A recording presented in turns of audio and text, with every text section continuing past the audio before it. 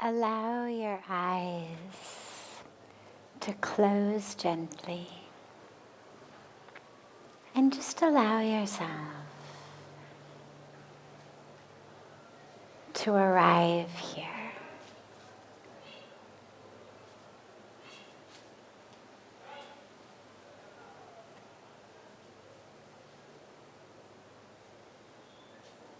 Allow your awareness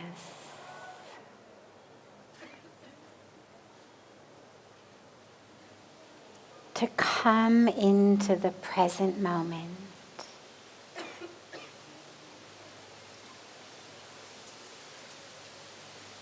Unhook that awareness from the past and the future.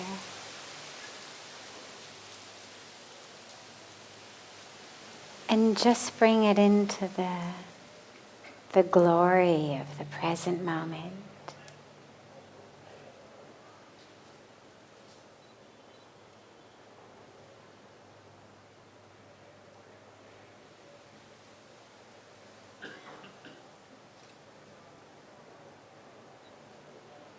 And just become fully aware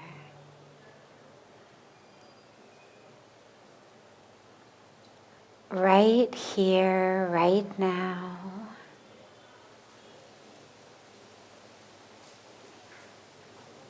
Just witness. Witness it on the physical level. What does it feel like in your body?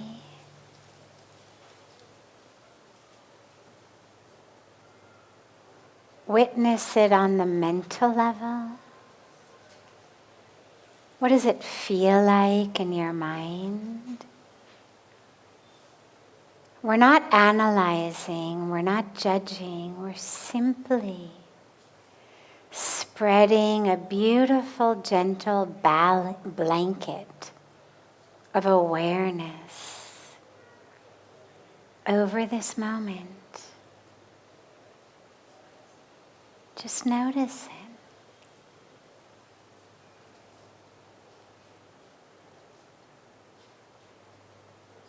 Notice what it's like in your heart at this moment.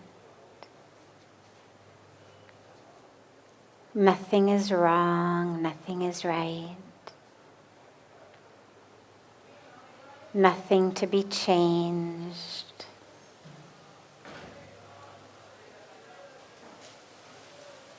Simply be aware.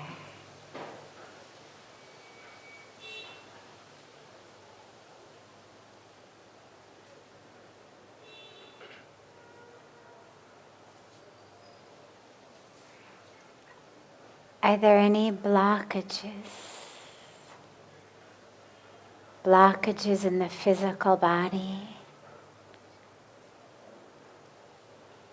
Again, just notice them.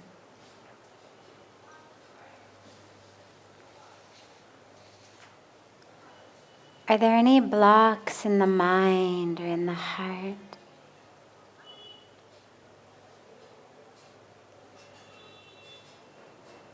And as you notice them, just hold them in your awareness.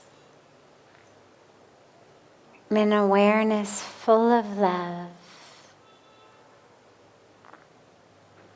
full of presence.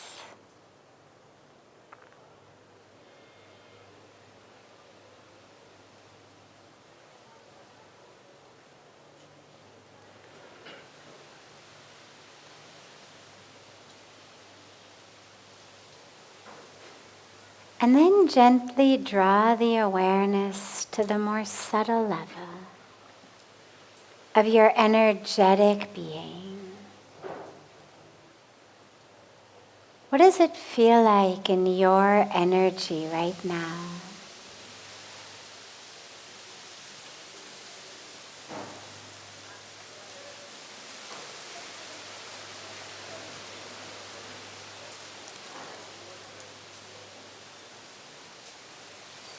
Just be aware of your energy in this moment as your energetic body intersects this moment of time and space. Just draw the awareness to it.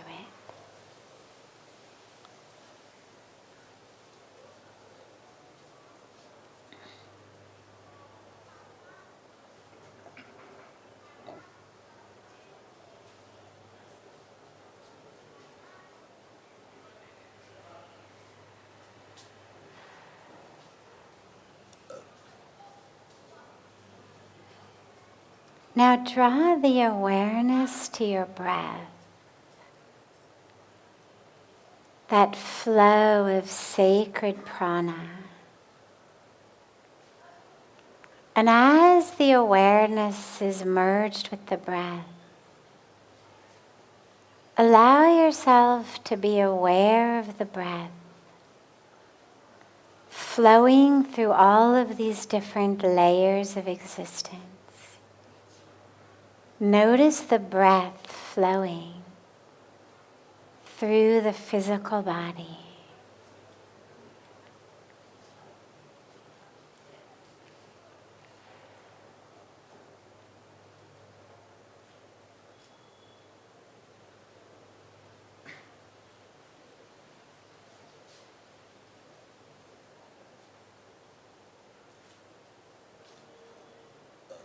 Notice the breath flowing through the mind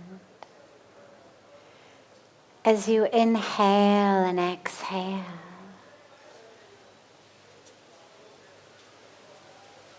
Can you be aware of that flow of life force?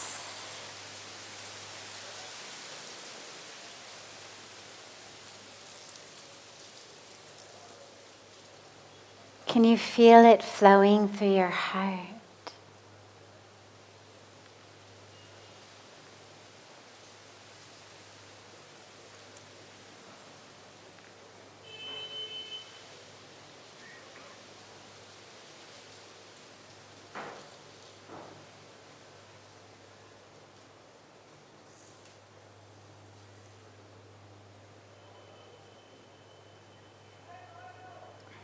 And can you be aware of the breath flowing through your energetic body? As you take in the prana,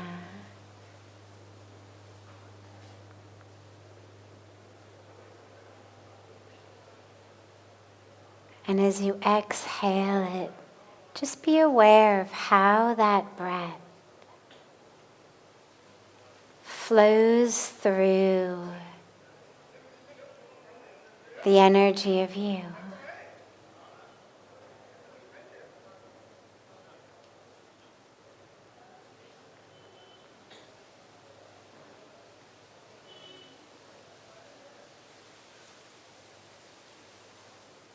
You may notice an expansion. Frequently, when we draw the breath in, it allows for an expansion in the systems, an expansion in the energy, an expansion in the heart and the mind.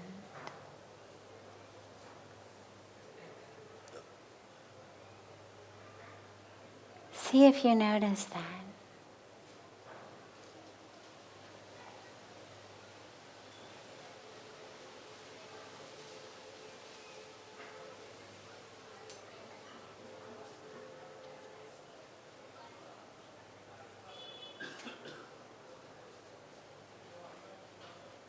And as the breath flows through, notice how it carries with it that sound of the universe, that energetic sound of the universe, reverberating through your energy.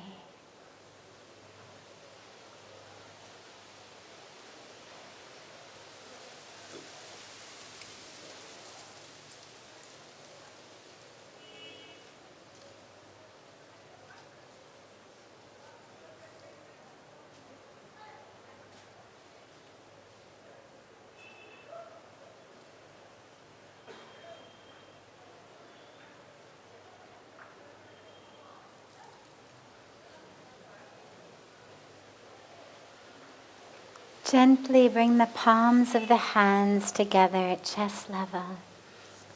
And just rub the palms of your hands gently against each other.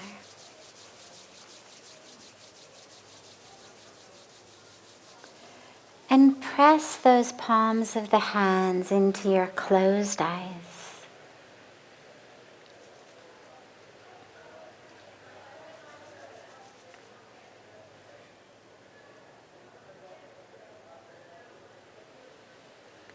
Slowly, whenever you're ready, lower the hands and open the eyes.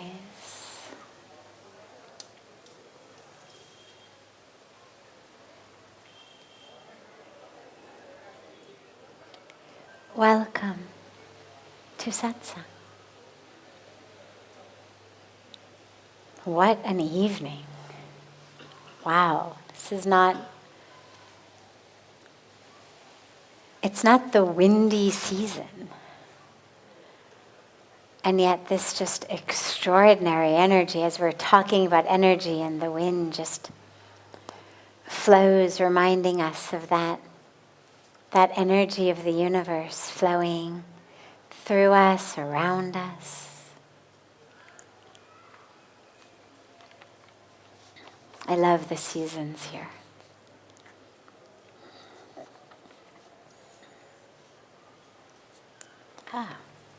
The trees offering themselves to us.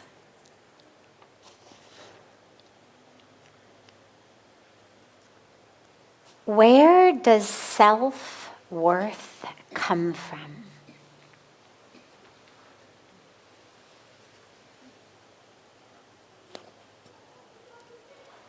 By the way, I've been meaning to mention this. You should know these questions, although they usually come, as I always say, from our family not able to be here with us physically. Even if you are here physically, but you feel shy to ask a question, you should feel free to get your questions to our beautiful Seva team, to Sevanandaji, to Preeti, to Krishna Priya.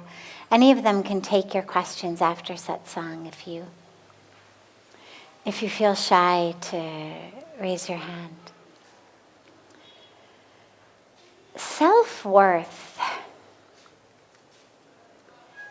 In theory, it should come from the self.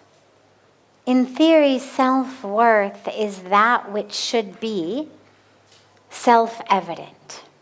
So I use my self to determine the worth of other things. Meaning, if we had an auction here, and in our auction, we auctioned off diamond bracelets, and we auctioned off cars, and we auctioned off yoga teacher training programs, and we auctioned off a few minutes alone in Pujya Swamiji's presence, and we auctioned off a sacred mantra bath in the waters of Ganga. A whole spectrum of things, from those that had very objective material value to things that you couldn't actually buy in the marketplace, but to many people are far more valuable than that which you can.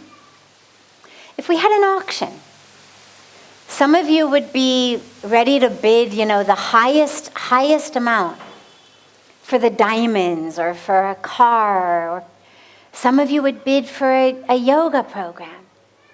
Some would say, I don't want any of that. I'll pay you whatever it is. Just, God, a few minutes sitting with Pujya Swamiji. Wow. Based on our sense of self and what it values. A simple price tag on something is not actually the value, because many people walk right by it totally uninterested. You walk by signs that say sale.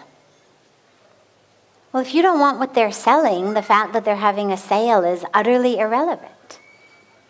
If you don't have a value or worth from your internal self, doesn't matter what price tag somebody puts on it.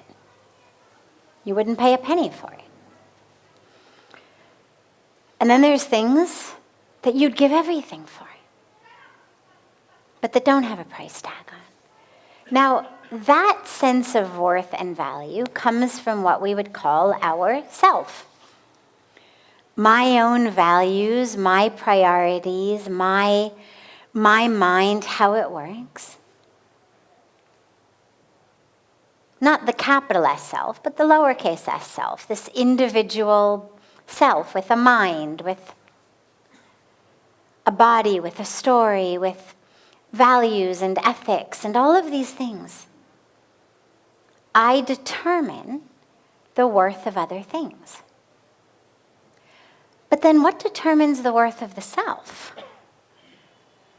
Who determines that? Well, it's a tragic irony, because that actually is that which should be self-evident. I use the self to see outside. But the self itself should be self-evident. But we actually do the opposite. We use our internal sense of self to determine the worth of things outside. And then we use external markers to determine our sense of self-worth. We look at pictures in magazines or billboards or on social media, and we kind of compare what we look like to that, and we decide, are we beautiful? Are we handsome? Are we worthy of, walking out of the house in the morning? We look at people around us, how they're living, what they're doing, what they value. And we take our self-worth from the outside. When we're smart enough to know that the value we give to outside things should only come from inside. If I started trying to sell you this, right? If I started to do a commercial for it, now, it's just the top. It's the top of my glass of water. But if I started to sell this to you, and I went into this full-on advertising campaign, God, it's the only perfect circle on the planet, right? It's made out of absolutely pure stainless steel. It's only going to cost you 50,000 rupees. You'd say, I don't buy it. Not interested. Not only wouldn't you value that, but you wouldn't value me, because I'm the person trying to convince you of something's worth when clearly it isn't worth that much. Clearly it's just one cup cover like any other cup cover. And you would feel a little bit internally insulted at the fact that I was trying to sort of scam you into believing that something had a value that it didn't. And you would continue to go back to your internal sense and say, I don't think so. And yet, even though you won't believe what I say about how much this is worth, you'll believe everything I say about how much you are worth. And I don't mean just me, as me sitting up here giving satsang, sharing truth. I mean any random person in the world. Someone tries to sell you something. Internally, we know this is a scam. I'm being, they're advertising to me. They're trying to scam me. And our radar goes up. And we don't want any of it. But when someone tells us something about ourselves, you're ugly, you're beautiful, you're too fat, you're too thin, you're stupid, you'll never find a spouse, you're worthless, we buy it. Full on. And it's a great tragedy, because other people's sales pitches about who you are are even less valid than their sales pitches about something they're trying to sell you. Self-worth has to come from myself, not from outside. If I rely on cues from outside to feel okay about me, then I'm going to constantly go up and down, up and down. Someone says, "Oh, you're beautiful," and I feel like, "Oh, thank God. I finally deserve to occupy my place here on earth." Someone smiles at us, appreciates us. We feel worthy. Someone criticizes us, insults us, ignores us, and we feel unworthy.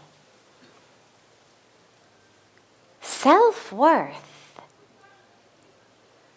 has to be that which is evident from the self.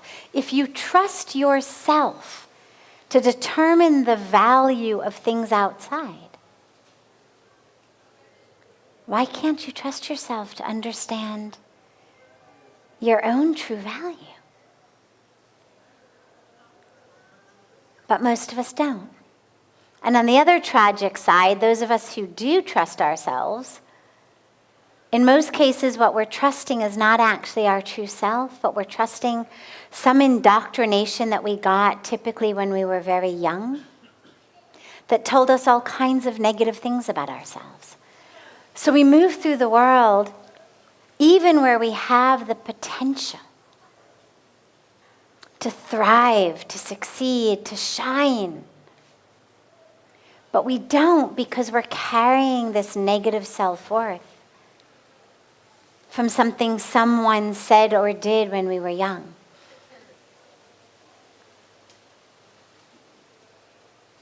So self-worth tragically comes from outside usually, but it needs to come from inside. And it's a great exercise to just ask yourself, before you go to sleep tonight, take a few minutes in your meditation and just ask yourself, how worthy do I feel like I am? What is my self-worth? And if it's anything other than fully worthy, beautiful, divine, a human, therefore struggling with human issues, doesn't render us less worthy. But being a human struggling with human issues, fully worthy. If your answer is anything other than that, if there's any trace in you that says you are some negative adjective or noun, you are lazy, you are worthless, you are a mess, ask yourself very simply, where did I hear that for the first time? How did that thought get inside of me? How could I possibly have been brainwashed for so long to believe something so false? And really look at, where did it come from? For many of us, it comes, as I mentioned, from our childhoods, from families of origin, from teachers. Then, of course, we continue to get it as we grow with billboards and magazines and commercials constantly telling us we're not enough. Unless you look like this, you're not worthy.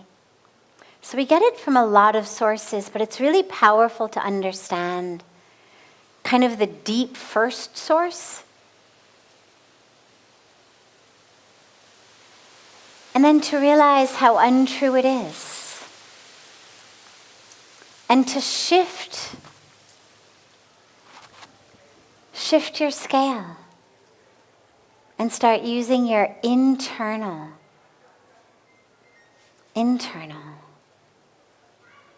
awareness. Another good exercise is, if you were having to describe you to someone else, to talk about yourself in the third person,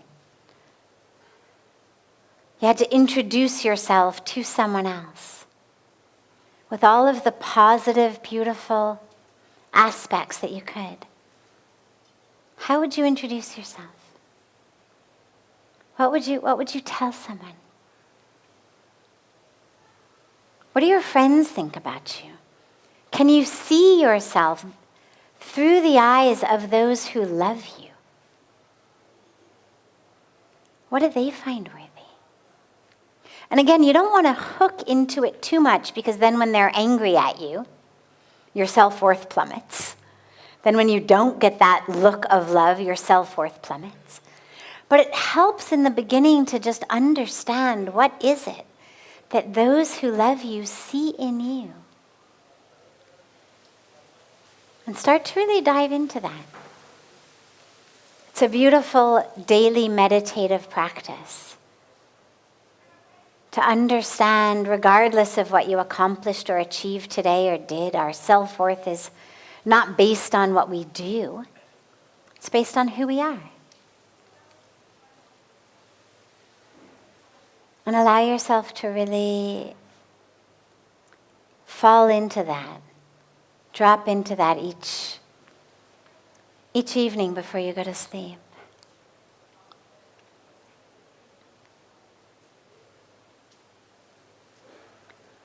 Questions? Any question that anyone here has? Yes.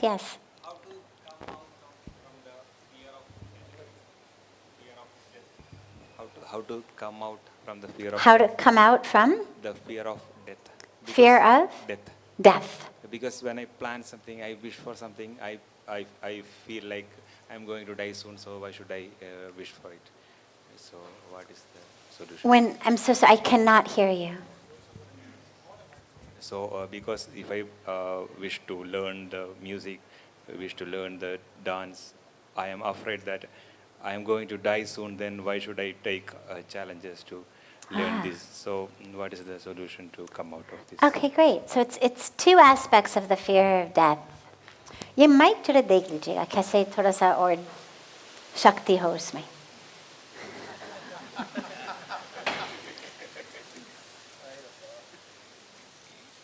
So how to overcome the fear of death, and also as it manifests in this sense of, well, if I'm going to die soon anyway, why bother learning things? Why bother doing things if I'm just, moving along toward death? What's the point of doing anything?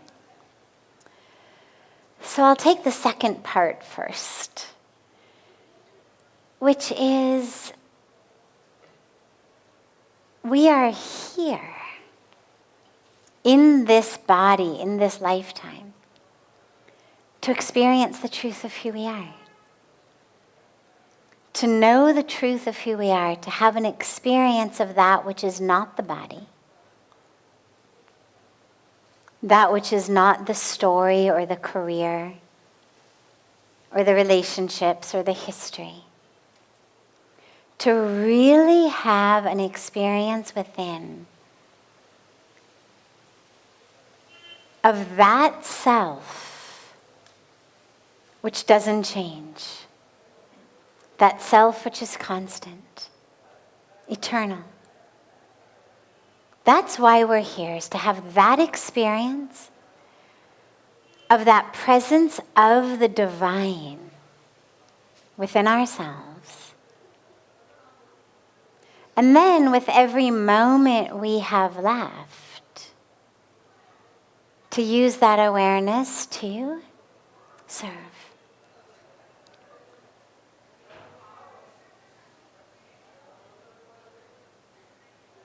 That which you don't do in this lifetime, as far as your own karmic journey, you're just going to have to do again in the next lifetime. It's like saying, it's already March, school is over in June, why bother learning anything?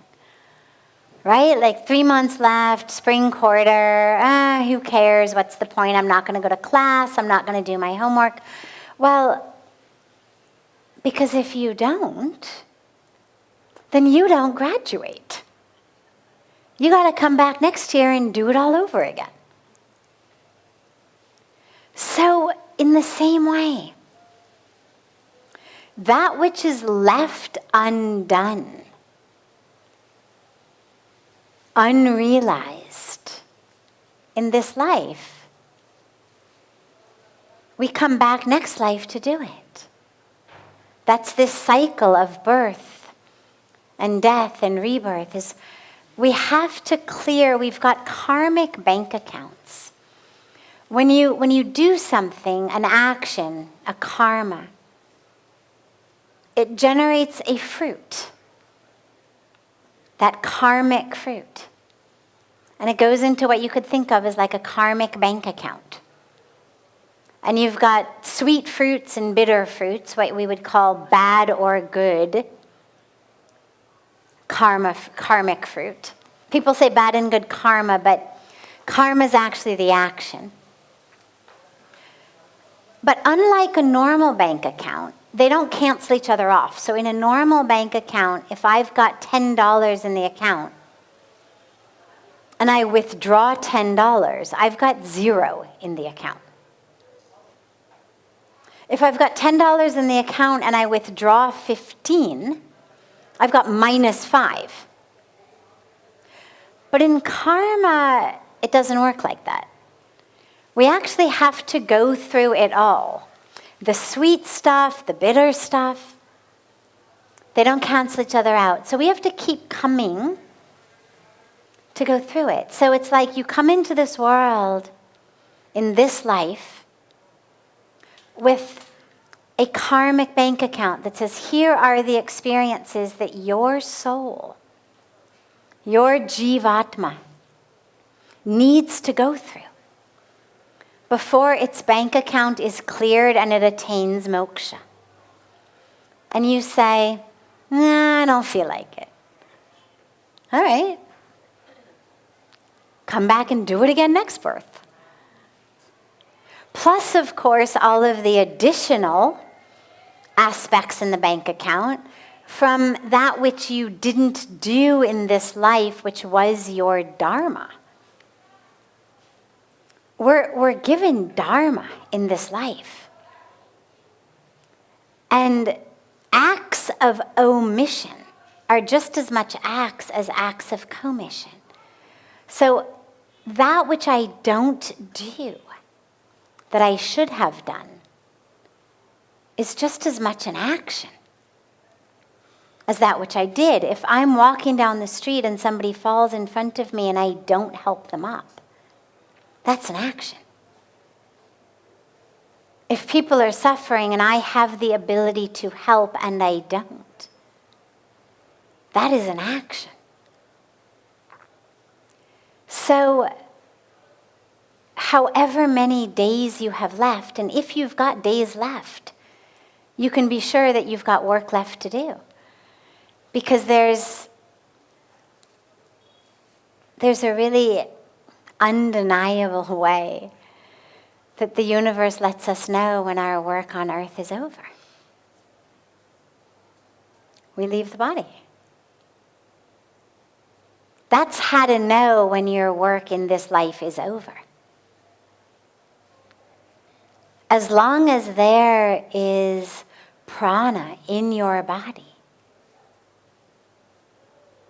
you've got work left to do. So whether it's a day, a week, a month, use the time.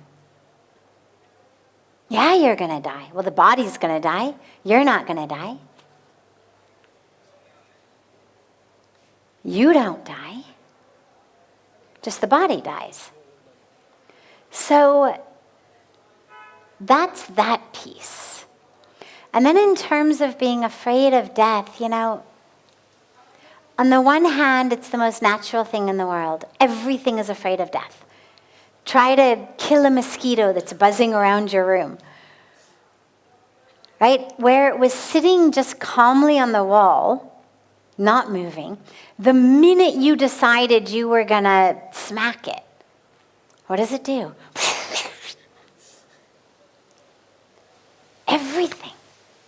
Everything wants to live.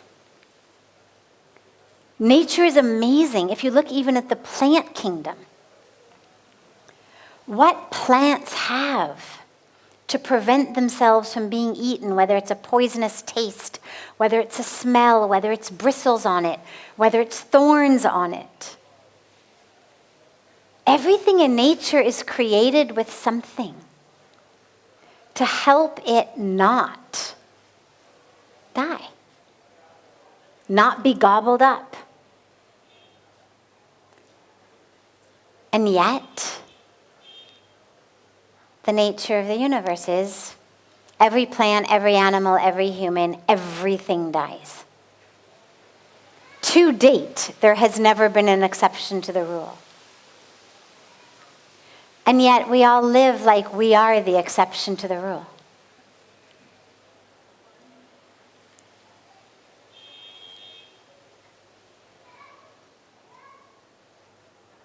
Don't be afraid of dropping your body. It's the only guarantee you have in life. Be afraid of not living. Be afraid of getting to the point where you are dropping your body and you say, oh my God, I missed the whole boat. That's what we should be afraid of. Oh my God, I spent this whole time focused on things that don't actually matter. I focused only on money. I focused only on power. I focused only on grudges about what other people are saying or doing.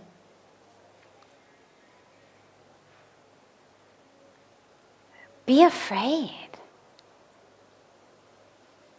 of no longer having the opportunity to sit in the beautiful wind on the banks of Ganga. Be afraid of no longer having the opportunity to offer yourself in love, in service to another. Be afraid of that. That's going to happen anyway. Nothing you can do about it. So fear of it is just handicapping you now. Be afraid of dying while there is still prana in your body.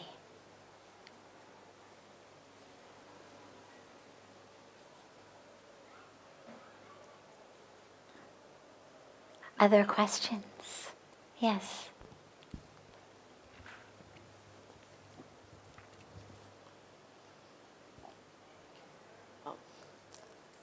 My name is Namrita Srivastava. I am advocate on record in Supreme Court of India. Wonderful. Thank you for this beautiful satsang, and this took me to another spiritual level. You beautifully explained that how to not to rate ourselves by the thoughts of others. My question is, then what are the ways to motivate myself? Because as human, we face these challenges every day. And we start with the positive thoughts, but end up with the negative thoughts. Thank you. At least you start with positive thoughts. You're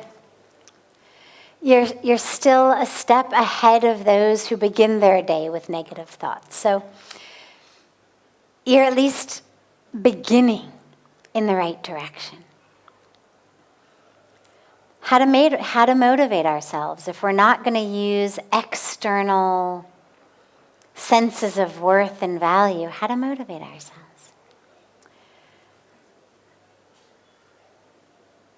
Through the awareness that we've been given so much. Through the awareness that we are here for a purpose, that we're here to fulfill our dharma, through the awareness that that which we do has the power to ripple out into the world. And by the way, not motivating ourselves by what people think of you doesn't mean that you don't care. I don't mean be indifferent. We all love to see a smile on the face of someone we've just done something for. Nothing wrong with that.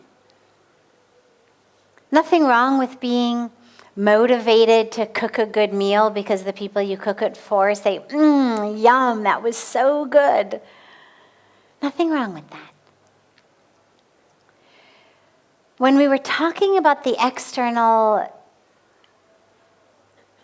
sense of self, it had to do with self-worth. Don't take your self-worth based on the outside. But you can absolutely look for energy of motivation wherever you get it. So for example, especially on superficial things, but things that are important. For example, let's say you decide you're going to start an exercise program. Okay. You're going to walk every day or run every day or do yoga every day. Now, it's hard to keep motivating yourself on your own day after day after day. And this is why when people teach motivation, one of the things that is always recommended is, have partners, have an accountability partner, run in a group, go with friends to the gym, so that you're motivating each other. So that when you're in bed saying, I don't feel like it, your friend says, no, come on. Nothing wrong with that. We need sometimes energy from those around us to propel us. Ideally, it would all come from within. The sages and the saints and the rishis living in the caves in the Himalayas didn't need to motivate each other to get up every day and do yoga. But a lot of us need that motivation. There's nothing wrong with that. But in terms of the big picture of your life, how you are dedicating your life, rather than taking cues from what TV commercials, advertisements, billboards, social media are telling you, which is only buy more, which means you better earn more. Earn more, buy more, have more. Instead of that, look within and say, what is it actually that gives me happiness? What is it actually that gives me joy? For example, let's take your example as a judge. So for you, what gives you real happiness in that work, I imagine, is bringing justice, helping the underserved, being able to give justice to people who don't get it. But if you were not spiritually inclined, if you were someone whose mind was in the wrong place and just only impacted by external, then you would have no choice but to become a corrupt judge. Because as an uncorrupt judge, you wouldn't be able to make enough money to buy all of the things that commercials and all of these people are telling us that you would need to buy to be happy. So then you would have to make different choices. You'd live your life in fear, in stress, because you're living out of alignment with truth, under this illusion that somehow, once I get enough money to buy things, then I'll be happy. And at the end of the day, of course, you're miserable.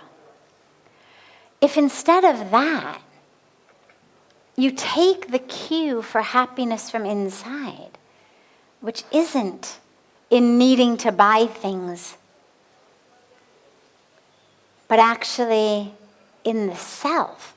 Pujya Swamiji always says, instead of focusing so much on filling your shelf, focus on discovering the fullness of the self.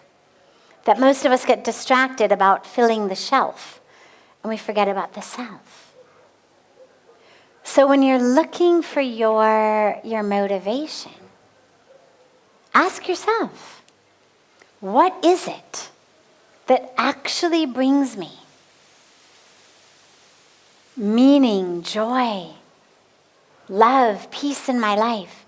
What is it that enables me to be an instrument in God's hands and serve?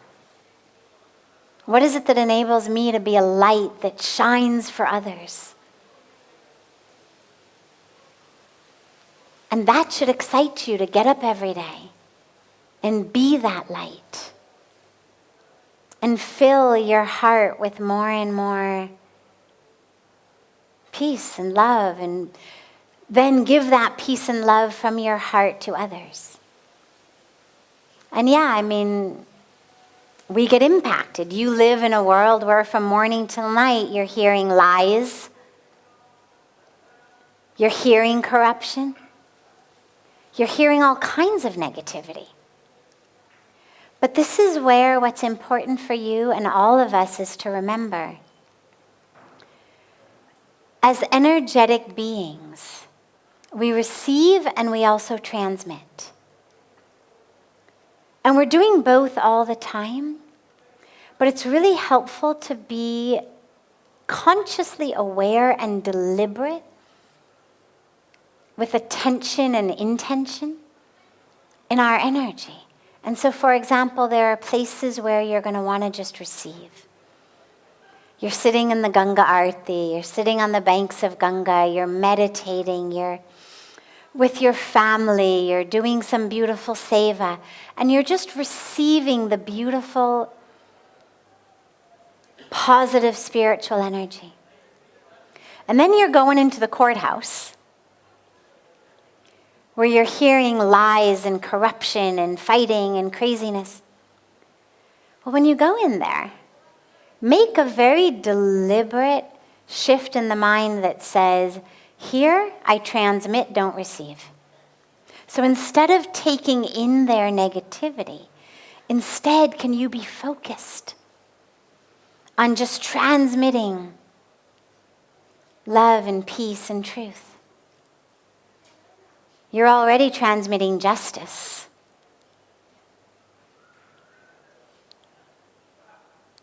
Justice should be full of joy. Not necessarily for those who are receiving it, but certainly for the one who's giving it. Don't let them impact you. It's like the jailer and the prisoners in jail, right? If the prisoners in jail are criminals,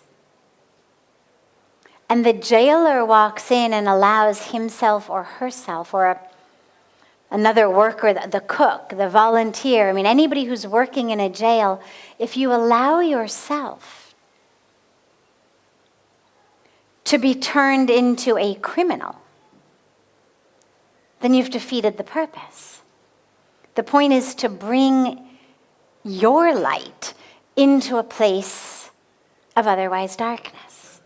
Same thing for you in the courtroom. You're bringing light into a place that needs it so much. One of the things that's a little trick that a very, very, very powerful energy worker, energy healer taught me decades ago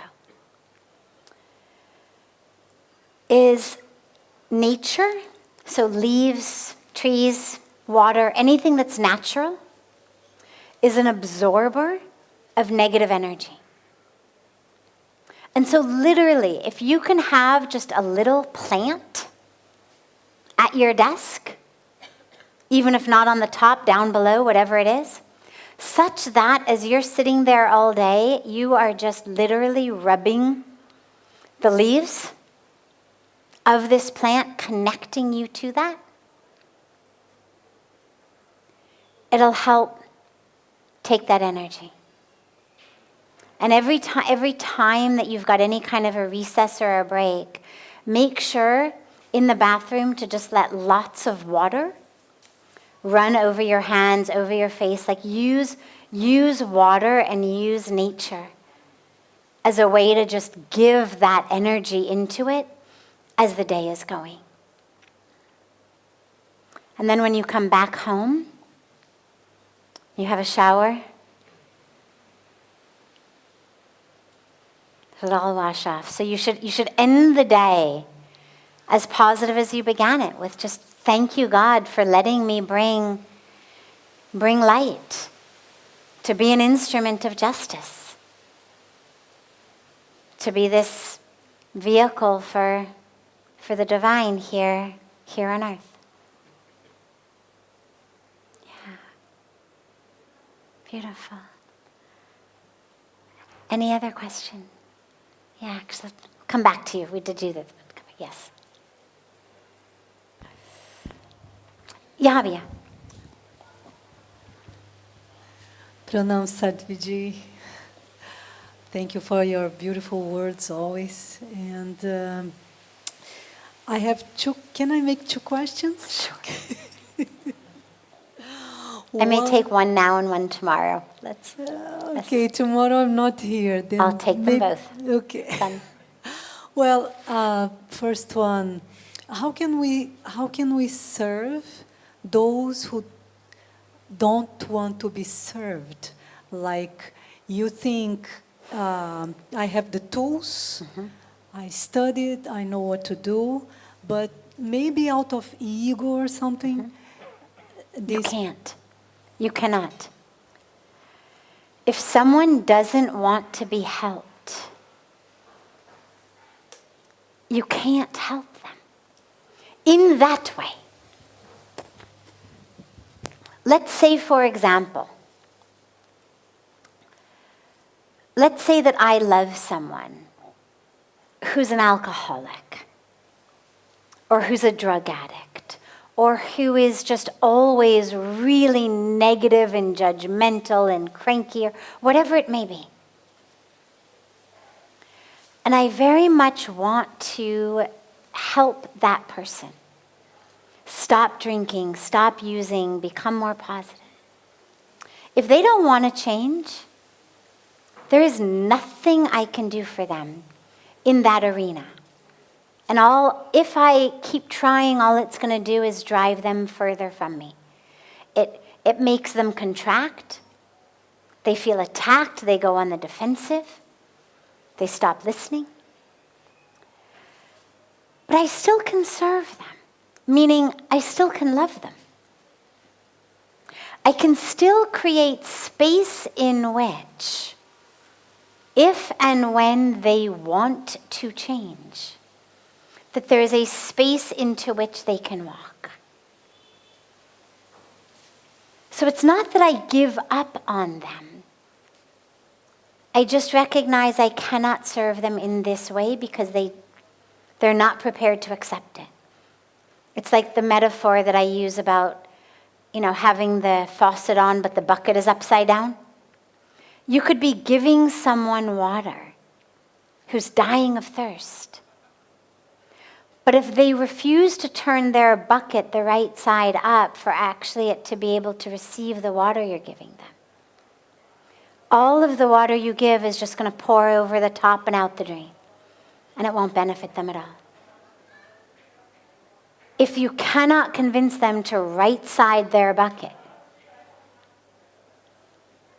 you can't benefit them with that water. But you can still love them, even as they're thirsty. And you can just hold the space, hold the energy of love, and of presence and of acceptance, such that they can walk into it, if that is what their karmic journey in this lifetime is going to be.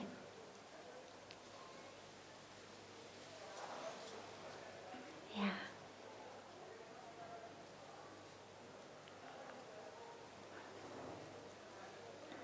Beautiful. Have a beautiful, beautiful rest of your evening, everyone.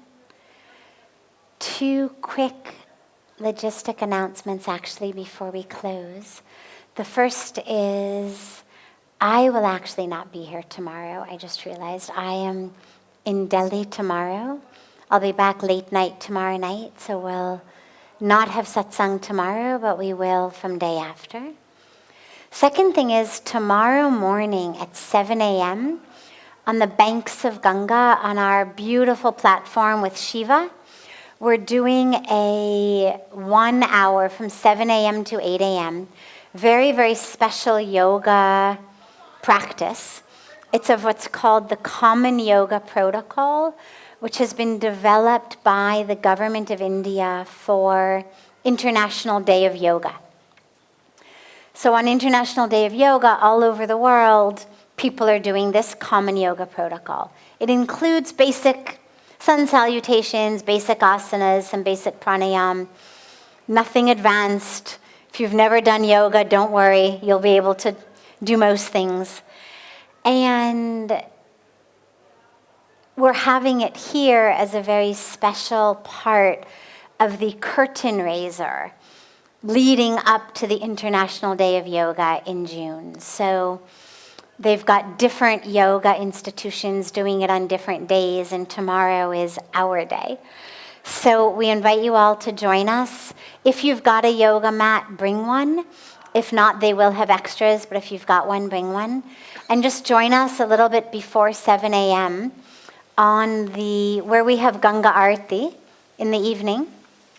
Join us there just before 7 in the morning.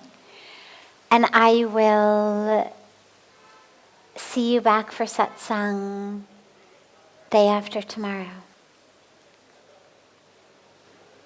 And so much love to all of you.